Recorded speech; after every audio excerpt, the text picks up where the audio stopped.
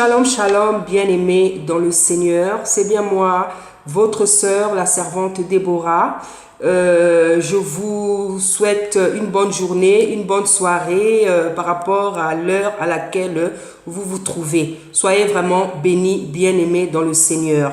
Je viens m'entretenir avec vous aujourd'hui à propos de l'harcèlement ou bien la nuisance familiale. Voilà, c'est un thème que le Seigneur m'a donné, c'est un sujet que le Seigneur m'a donné. Donc, je viens m'en entretenir avec vous aujourd'hui. Voilà. Donc, on va parler du harcèlement familial selon ce que le Seigneur m'a recommandé de faire. Je dirais harcèlement familial ou bien nuisance familiale ou bien injustice familiale. Et je pense que pendant mon exhortation, vous allez comprendre de quoi il s'agit.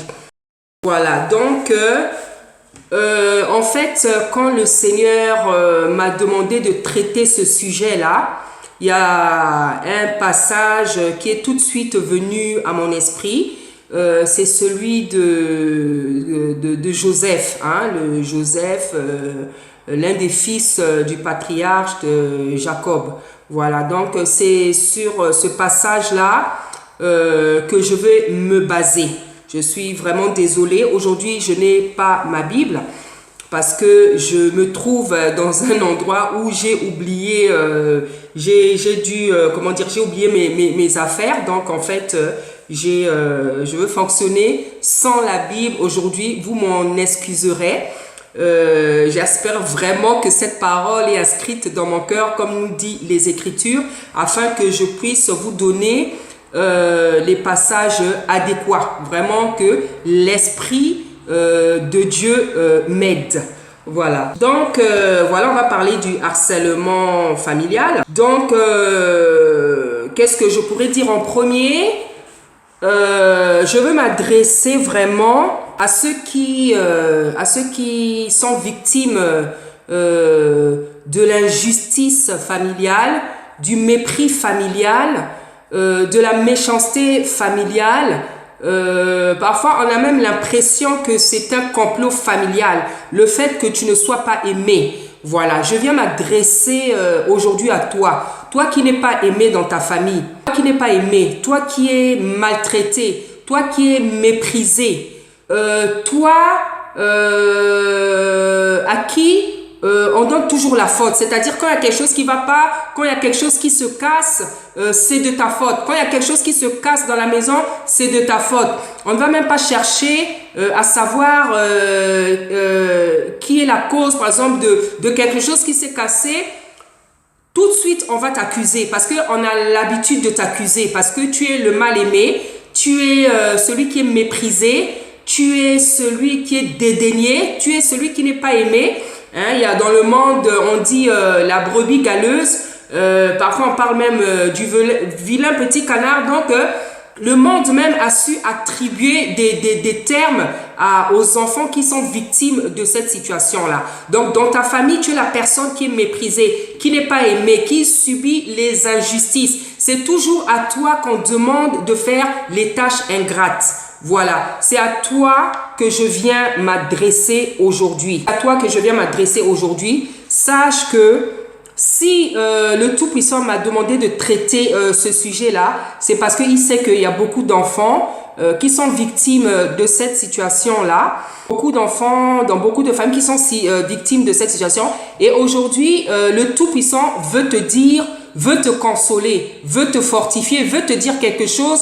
Il veut te relever. Il veut te dire que même si tu es victime de cette situation, même si tu subis l'injustice, la méchanceté, le mépris familial, il veut te dire aujourd'hui qu'il t'aime, il a ses yeux tournés vers toi et il veut aussi surtout te dire que tu n'es pas n'importe qui. Parce qu'il faut que tu saches que si tu vis cette situation-là, c'est parce que justement tu n'es pas n'importe qui. Tu es certainement une grande personne. Et je vais m'évertuer à te démontrer tout au long de la Bible avec les passages qui me viendront à l'esprit, je vais te démontrer que tu n'es pas n'importe qui. Et c'est pour ça que j'ai voulu me baser sur le passage, l'histoire de Joseph, parce que Joseph est l'enfant dans la Bible qui a justement vécu ce mépris, cette injustice, cette méchanceté familiale. C'est pour ça que je veux me baser sur ce texte-là et je veux te dire d'entrée de jeu que tu es un Joseph. Si tu connais l'histoire de Joseph, tu vas comprendre que tu n'es pas n'importe qui. Donc voilà, le Seigneur vient te rappeler aujourd'hui parce que c'est pas facile cette position. Nombreux vivent ça, nombreux sont dans cette situation et souvent dans les familles, les personnes qui vivent cette situation-là, ce sont des Joseph. Oui, ce sont des Joseph, c'est-à-dire la personne qui est souvent maltraitée là, c'est une personne en qui repose l'Esprit de Dieu. Voilà, donc ce que je voudrais te dire d'entrée de jeu, malgré cette méchanceté, malgré les souffrances, les humiliations que tu subis aujourd'hui, je voudrais te dire que tu n'es pas n'importe qui. Et tout au long de mon exhortation, je vais tenter de te démontrer que tu n'es pas n'importe qui. Voilà, donc les signes, on va maintenant, premièrement, le premier j'ai en fait voulu brosser un peu la situation, le tableau psychologique en fait de ce type de personne. Hein, ça c'était le premier 1. Le 2, dans le 2, on va parler des signes de Dieu sur ta vie. 2 signes de Dieu dans ma vie ou dans ta vie. Donc, pour ceux qui sont dans cette situation, pour ceux que j'appelle les Joseph, Dieu étant un Dieu qui parle par les signes, Dieu étant un Dieu qui fonctionne avec les signes, c'est-à-dire que notre Dieu, c'est un Dieu vraiment de signes. Dieu fonctionne avec les signes, c'est-à-dire que quand il fait quelque chose dans la vie des êtres humains, il commence par donner des signes en fait. Voilà, il commence à donner les signes parce que notre Dieu, c'est un Dieu qui parle avec des symboles. Il a toute une manière, beaucoup de manières de parler. Hein, c'est un Dieu qui prend tout son temps pour parler. Et avant de faire souvent les choses dans la vie des hommes, Dieu donne des signes. Dieu donne des signes. C'est pour qu'on le glorifie en fait à chaque fois. Parce que tout ce que Dieu fait sur la terre, c'est pour sa gloire. Tout ce qu'il fait dans la vie des hommes, c'est pour sa gloire. Donc, même quand il vient donner d'abord des signes avant d'agir dans la vie des êtres humains, c'est pour sa gloire. C'est pour que son nom soit glorifié après. C'est pour que la personne qui aurait fait attention à ces signes-là dise « Ah oui, Dieu m'avait déjà parlé, Dieu avait déjà fait ceci, cela, Dieu avait fait, voilà. » Donc, ce que je voudrais dire, c'est que toi, aujourd'hui, qui vis cette situation-là, sache que il y a des signes de Dieu dans ta vie. Et les signes, Dieu met ces signes dans ta vie. Pourquoi? Pour te faire savoir et pour te rappeler à l'occasion, chaque fois que tu en auras besoin, qu'il est avec toi. Que ce que tu vis, c'est lui qui le permet. Ce que tu vis, c'est lui qui le permet. Et en fait, par les signes, c'est pour que tu saches que tu n'es pas n'importe qui. Que tu réalises sa présence. Que tu sentes sa présence. Que tu saches qu'il est présent avec toi. Donc, malgré cette injustice, cette méchanceté, ce mépris familial, tu vas remarquer que tu n'es pas aimé dans ta famille, tu es le mal aimé, mais tu vas remarquer que tu n'es pas une personne, un enfant ou une jeune personne aussi qui laisse les gens indifférents. C'est-à-dire que dans ta famille, tu ne laisses pas les gens indifférents. Même quand les gens viennent chez vous, tu ne laisses pas les gens indifférents. Souvent, c'est toi qu'on va plus aimer. C'est-à-dire que vous allez recevoir des parents ou des amis, c'est toi qu'on va le plus aimer. Tu as des grâces que Dieu a déposées sur toi. Tu as des talents, tu as des potentiels, des qualités que Dieu a déposées sur toi que les autres n'ont pas.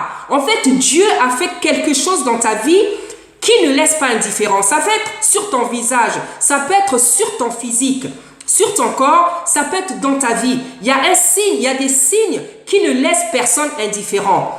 Et ça, en fait, c'est la présence de Dieu dans ta vie. Ça, c'est la main de Dieu dans ta vie. Ça, c'est la signature de Dieu dans ta vie. Pourquoi? Parce que c'est un Dieu, la Bible dit qu'on l'appelle le consolateur. La Bible dit qu'on l'appelle le consolateur. Donc, à tout moment, il nous console. Il nous console pourquoi? Parce qu'il sait qu'il nous fait passer par des épreuves. Et ces épreuves-là, elles ne sont pas faciles parfois à supporter. Et en fait, qu'est-ce qu'il fait? Par la puissance de son esprit, sa consolation devient quotidienne en fait. C'est pour ça qu'on l'appelle le consolateur. Donc Dieu va te donner des choses dans ta vie, que ça soit sur ton visage, sur ton corps, dans ton comportement, dans ta vie.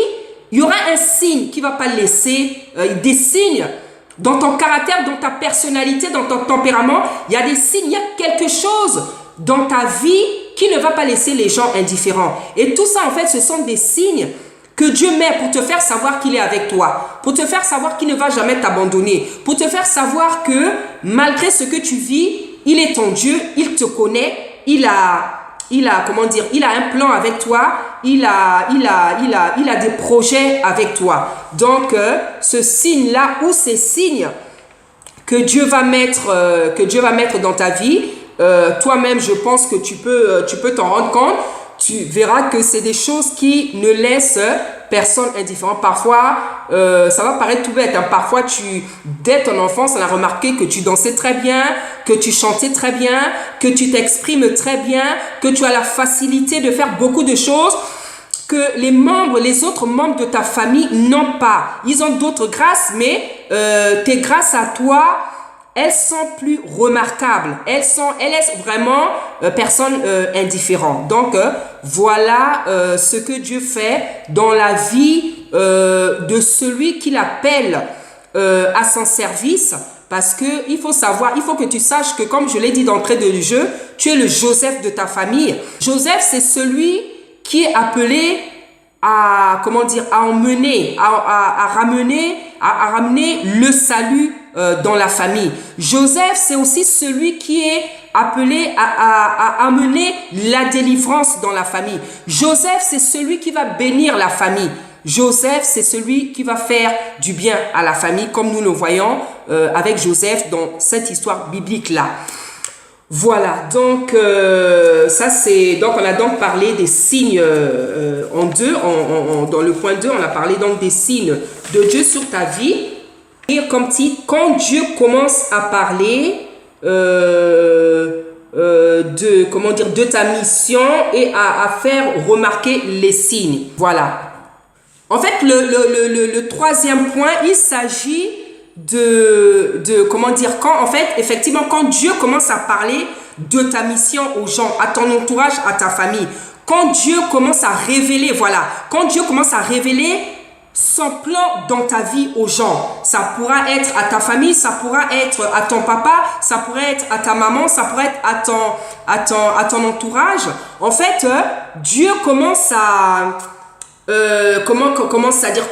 révéler le plan qu'il a sur ta vie. Il commence à parler à ton entourage, il commence à parler aux hommes de toi. Et il commence davantage à marquer les signes, à manifester des signes qui vont faire comprendre aux gens que tu es un appelé de Dieu. Donc ceux qui sont déjà des enfants de Dieu, ceux qui ont les yeux, les oreilles, l'entendement spirituel vont comprendre effectivement que manifestement Dieu est en train de faire quelque chose avec cette personne-là. Donc dans la Bible, qu'est-ce qui s'était passé? En fait, comment Dieu avait par exemple, opéré, fonctionné avec Joseph. Dieu en fait avait commencé à donner des songes à Joseph. Voilà, Dieu donnait des songes à Joseph et Joseph par maladresse, par jeunesse aussi, par manque d'expérience, racontait ces songes-là devant ses frères et sœurs et en présence de ses parents aussi. Donc ça s'est passé 2 fois. Il a raconté 2 fois les rêves que vous connaissez. Donc il avait rêvé, il y avait la lune, il y avait le soleil, il y avait des étoiles et puis l'autre lèvre c'était déjà. Donc en fait vous allez lire, comme je vous ai dit, j'ai pas ma Bible, donc je ne veux pas raconter de bêtises. Voilà, donc en fait Dieu pour commencer à parler, à faire savoir déjà à Joseph lui-même qui il serait. Dieu avait parlé à Joseph lui-même parce que parfois Dieu aussi, quand il veut commencer à parler de toi, de ta mission, Dieu peut parler à d'autres personnes. Dieu peut parler à ta mère, Dieu peut parler à ton père, Dieu peut parler à une autre personne. Mais ici, en fait, avec Joseph, Dieu avait parlé à Joseph lui-même. Et comme Joseph était encore très jeune, il n'avait pas d'expérience dans la vie. En fait, par maladresse, par manque d'expérience, il a raconté donc le rêve, ces songes-là, devant ses frères et ses sœurs. Si bien qu'un jour même, son papa a dû le reprendre. Son papa a dû le reprendre parce que son papa commençait à comprendre que Dieu parle à cet enfant. Dieu parle à cet enfant et que ce que Dieu montrait à cet enfant, c'était des choses très très importantes. C'était vraiment des prophéties, c'était le futur. Donc le papa qui était le patriarche Jacob comprenait qu'est-ce que Dieu voulait dire à l'enfant. Et il avait repris certainement en lui disant de faire attention la prochaine fois, de ne pas avoir l'habitude de raconter facilement ceux qui rêvent comme ça. Donc son papa l'avait repris. Voilà, donc le point 3, on disait quand Dieu commence à parler de ta mission. Donc Dieu va soit parler à la personne elle-même, et souvent c'est le cas, parler dans ta jeunesse, tu as rêvé quelque chose de puissant, tu as fait un rêve, tu as fait un songe qui t'a parlé dans ton esprit, tu avais senti que ça concernait une mission que tu auras sur la terre. Dans ton esprit, dans ton rêve, tu avais senti que c'était le futur. Donc Dieu t'a certainement parlé, ou Dieu a parlé à ton papa, à ta maman, à quelqu'un d'autre. Si par exemple Dieu a parlé à d'autres personnes, si c'est des personnes de bonne foi, certainement tu es au courant. Sinon, parfois Dieu passe par la personne intéressée elle-même. Voilà, donc ça c'était le troisième point. Et en fait, qu'est-ce qui se passe en fait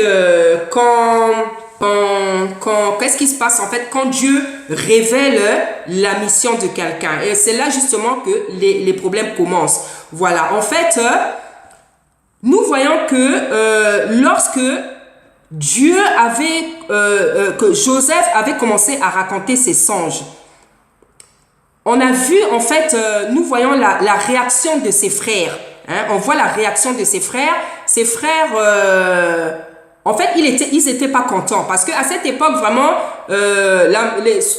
souvent toutes les familles étaient consacrées. C'est-à-dire que même les gens qui n'avaient pas envie de prier, les familles étaient des familles consacrées. C'est-à-dire que tout le monde vivait dans la vie du Seigneur. C'était pas comme chacun voulait. Tout le monde. Donc en fait, les gens étaient habitués à la vie de prière, aux songes, aux rêves, aux symboles. Voilà.